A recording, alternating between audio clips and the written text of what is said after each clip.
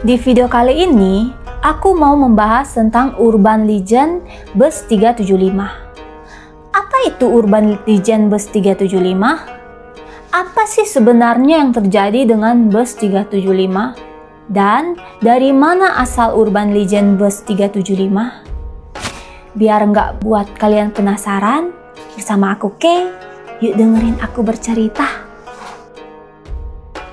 Kisah tentang bus 375 terjadi pada tanggal 14 November 1995 di Beijing, Cina. Saat itu, bus bernomor 375 yang merupakan bus terakhir ke terminal Xiangshan berangkat dari terminal Yangmingshan pada malam hari. Dikendarai oleh seorang supir pria dan seorang kondektur wanita. Bus itu melaju di tengah sunyi dan sepinya lalu lintas jalanan pada saat itu. Sesaat kemudian, naiklah dua orang penumpang. Seorang perempuan tua dan lelaki muda. Nah, ada yang bilang perempuan tua, ada juga lelaki tua. Tapi di sini aku ceritain sebagai perempuan tua saja ya guys. Mereka naik dari gerbang selatan di sebelah istana musim panas.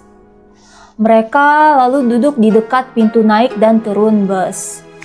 Si pemuda lalu duduk di belakang wanita tua itu.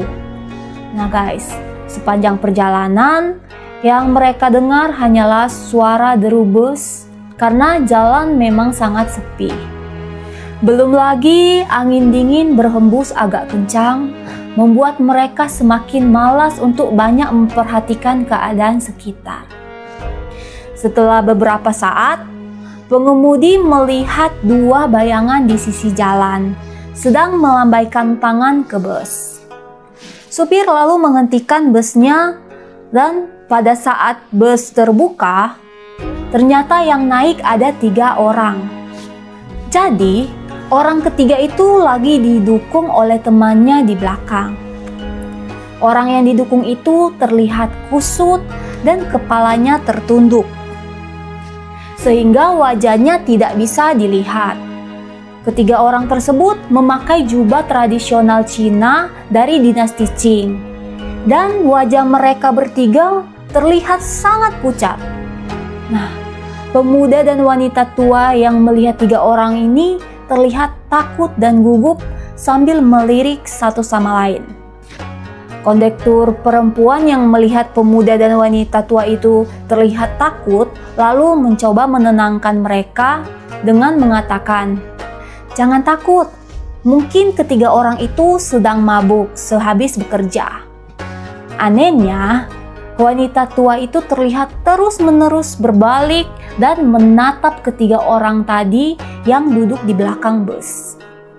Tiba-tiba, wanita tua itu lalu melompat berdiri dan berteriak ke arah pemuda yang duduk di belakangnya.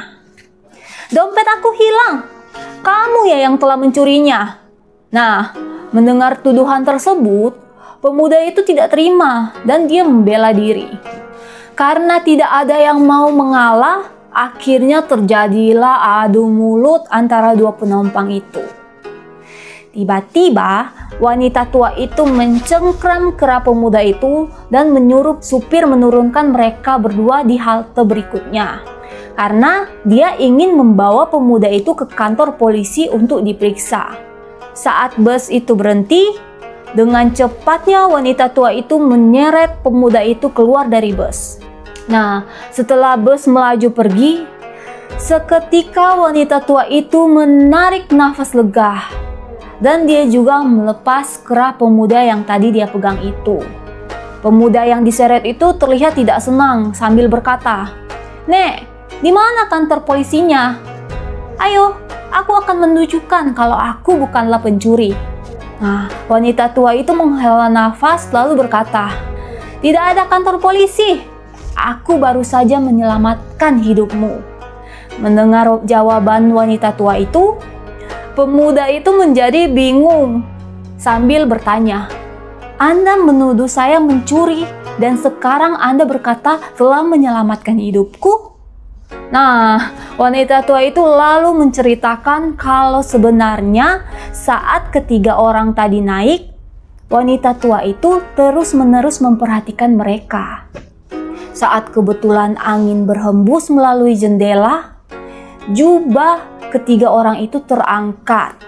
Dan ternyata ketiga orang itu tidak memiliki kaki. Makanya wanita tua itu yakin kalau ketiga orang itu bukanlah manusia, tapi hantu. Mendengar cerita dari wanita tua itu, si pemuda menatapnya dengan wajah terkejut. Seketika dia mulai berkeringat dingin. Pemuda itu tidak bisa berkata apa-apa. Setelah itu, mereka berdua lalu ke kantor polisi untuk melaporkan kejadian aneh yang mereka alami di bus 375 itu. Tapi, para polisi itu tidak ada yang mempercayai mereka. Malah kedua orang itu dianggap punya penyakit mental. Nah, keesokan harinya, perusahaan dari bus 375 itu melaporkan kalau bus 375 hilang. Karena tidak ada laporan dari pihak sopir maupun kondektur. Nah, polisi yang menerima laporan tersebut lalu langsung bergerak mencari ke seluruh kota. Tapi hasilnya nihil. Bus 375 tidak bisa ditemukan keberadaannya. Mereka lalu teringat wanita tua dan pemuda yang melapor kemarin. Polisi lalu memanggil kedua orang tersebut untuk diinterogasi lagi. 2 hari kemudian, polisi akhirnya menemukan bus yang hilang itu. Bus itu ternyata jatuh di Waduk Miyun, Beijing, sekitar 100 km dari Fragrant Hills. Di dalam bus itu ditemukan 3 mayat yang sudah membusuk lama, terus ada mayat sopir bus, mayat konduktur wanita, dan seorang pria yang tidak dikenal. Dari kejadian di atas, ada 3 misteri yang tidak bisa dijelaskan. Yang pertama, bus tidak memiliki bahan bakar yang cukup untuk melakukan perjalanan ke Waduk Miyun. Dan ketika polisi membuka tangki bensin, mereka menemukan tangki itu penuh dengan darah. Yang kedua, 3 mayat yang ditemukan itu dalam keadaan sangat buruk dan membusuk. Padahal 3 mayat itu ditemukan hanya 2 hari setelah bus menghilang.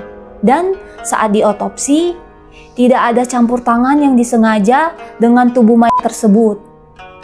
Bagaimana bisa mereka membusuk dengan begitu cepat?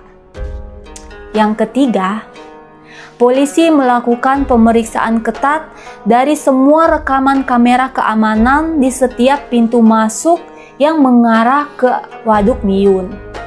Tapi, bus itu tidak terlihat di salah satu dari kamera manapun. Mereka tidak menemukan rekaman bus 375 itu melewati jalan yang menuju ke Waduk Miyun. Bagaimana mungkin bus itu bisa ke Waduk Miyun tanpa terekam kamera pengawas? Nah guys, menurut kalian sebenarnya ini memang kecelakaan biasa atau ada kejadian mistis yang benar-benar terjadi dalam bus 375 ini? Boleh komen di kolom komentar ya. Terima kasih sudah menonton video ini sampai akhir. Jangan lupa like, subscribe, dan tekan tombol lonceng notifikasinya. Bye-bye.